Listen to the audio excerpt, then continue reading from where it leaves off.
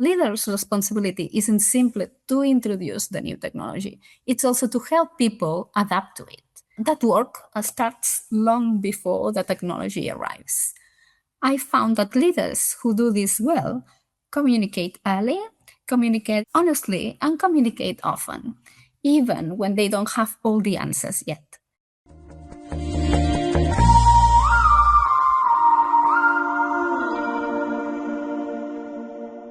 Hello, I'm your host, Sam East. Welcome to Diverse, a sweet podcast. AI is changing just about everything. It's everywhere you look, it's constantly in the news, and for engineers, it has almost certainly started showing up at work by now. So, how can you navigate this change when the pace feels relentless? And what does effective human leadership look like in an AI powered world? Joining me to explore this is Eva Ribes Vilanova.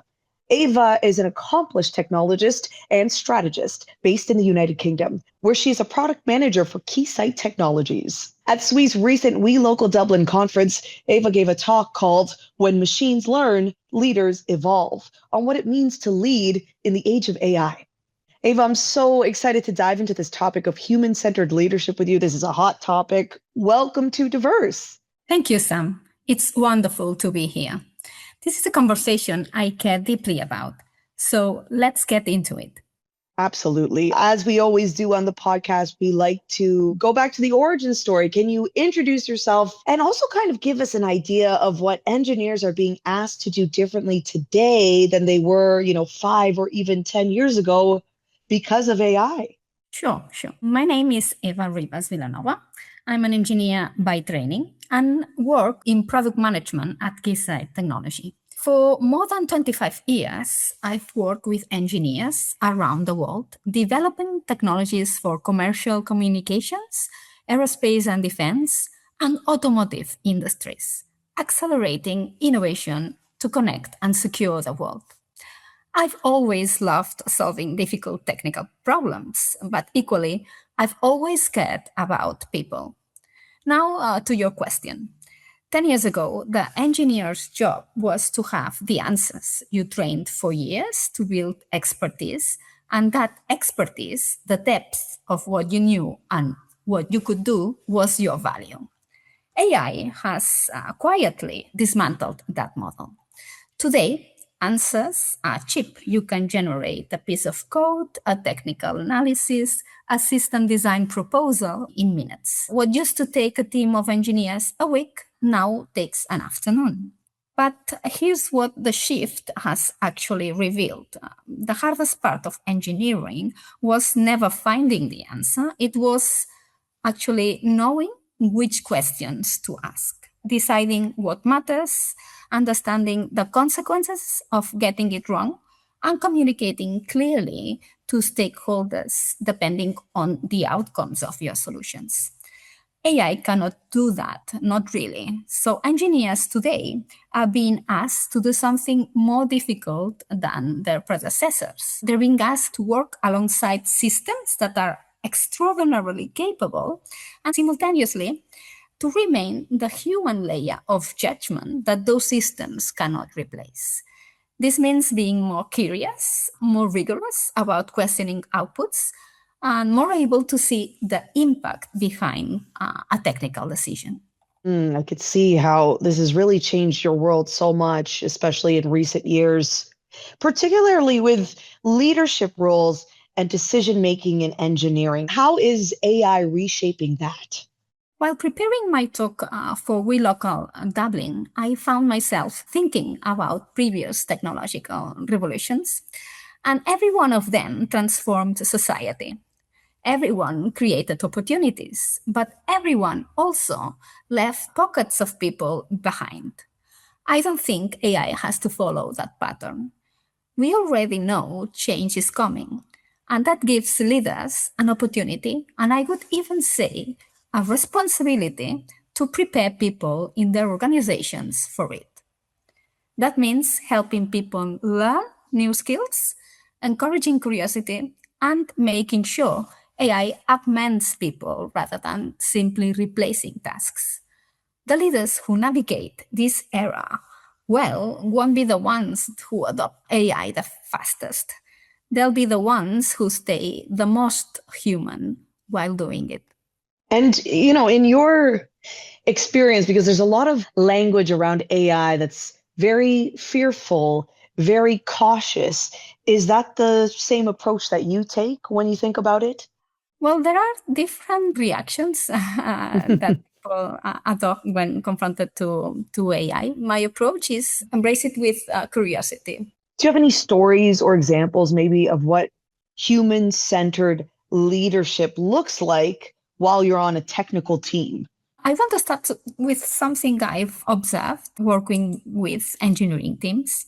When a new technology arrives, people don't all react the same way. Some engineers immediately embrace it, others are cautious, and others quietly wonder what it means for the future. Leaders should acknowledge all of these reactions rather than dismissing the concern or just explaining the technology. Instead of starting with a tool, they should start with the person. So they should ask, where are you spending time on work that doesn't really need human creativity? Then they can position AI to remove some of that friction, to help on repetitive tasks. That gives engineers more time to innovate, collaborate, and solve the difficult problems that actually need human judgment. To me, that's what human centered leadership looks like. Technology should help people flourish, not simply make people work faster. I'll give you a concrete example. AstraZeneca, the global biopharmaceutical company, they deployed an AI tool to screen over 600,000 patients for lung lesions, catching things human review would have missed or would have caught too late. Extraordinary capability. But the clinicians didn't step back. They stepped forward because they understood that the AI tool augmented them, not replaced. So what you're saying is it's about learning how to optimize the AI, the technology that's available to you, so you have more time to focus on the human-centered activities. Correct. So, it's a big learning curve right now. The technology is developing fast. What's a mistake that you've seen leaders or teams make when they try to introduce that AI-driven change? AI is an enormous hype, right? So the biggest mistake is focusing entirely on the technology so that AI becomes the objective instead of the tool. So my first question is always, what problem are we trying to solve?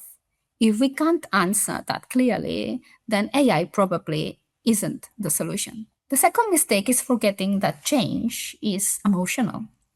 Leaders explain what AI can do, but employees are wondering what it means for them. Those are completely two different conversations, and both of them need to happen. So history shows us that technological revolutions create uncertainty, and leaders' responsibility isn't simply to introduce the new technology, it's also to help people adapt to it. That work starts long before the technology arrives. I found that leaders who do this well communicate early, communicate honestly, and communicate often, even when they don't have all the answers yet. People can handle change. What they struggle with is uncertainty. When nobody tells them what's happening, fear fills the gap. That's so very true. And as AI becomes part of more and more workflows, more decisions in the workplace, how can engineers specifically think critically about these systems? Well, it's a balancing act without becoming either too trusting or even too skeptical of them. Well, I actually think that engineers are very well equipped for this. They just need to apply the same discipline to AI that they apply to everything else. Because engineering has always been based on evidence. So we don't trust a simulation until we've validated it. We don't accept measurements without understanding how they were obtained. AI deserves exactly the same treatment. I use AI almost every day. It helps me think, it helps me explore ideas, it saves me time, but I don't expect it to replace my judgment. Because here's what I keep coming back to: AI can process information, It can generate answers, optimize outcomes, but it doesn't understand consequences. It doesn't carry responsibility, and it doesn't care. Humans do. That's why judgment remains essential. Not blind trust, not reflexive skepticism, informed trust. The same informed trust engineers apply to every other tool they work with. So essentially understanding the limitations of AI and how to work within that. Yeah, and also being critical and understanding the outcomes of AI. What questions should engineers, leaders in particular, be asking when AI is introduced into a project as they start to understand how to optimize it? I'd ask 5 questions. What problem are we trying to solve? Very important. How we will know if this is actually improving things? So how do we measure this solution? Where is the data coming from? And can we trust it? Or is it biased? Lastly, who remains accountable when something goes wrong? And also who benefits? So those are the 5 questions I could ask. The last one is easy to forget. But engineering has always been about improving people's lives. So AI shouldn't change that. If we can't answer who benefits clearly and specifically, we should probably pause before we proceed. Very important to use that critical lens, as you talked about in our conversation too. That critical thinking, that idea of consequence, of judgment, that is still the human edge over AI. Correct. Yeah. Because if you think about it, everybody will have the same AI tools, the same tools to improve efficiencies. So what will keep being the differentiation will be the human layer, still the human layer. Well, before we let you go, this has been a very informative conversation that we've had. For anyone who, the wheels are turning now in their mind after hearing this conversation, they want to lead more confidently through this developing AI change that's being integrated into workforces now. What habits or mindsets would you encourage them to adopt today?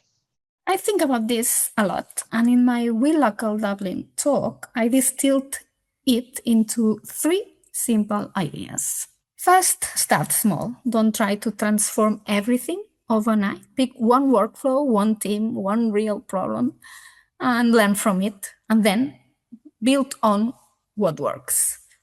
Second, involve people. AI shouldn't be something that's done to people. So involve people not as an afterthought, but actually involve them.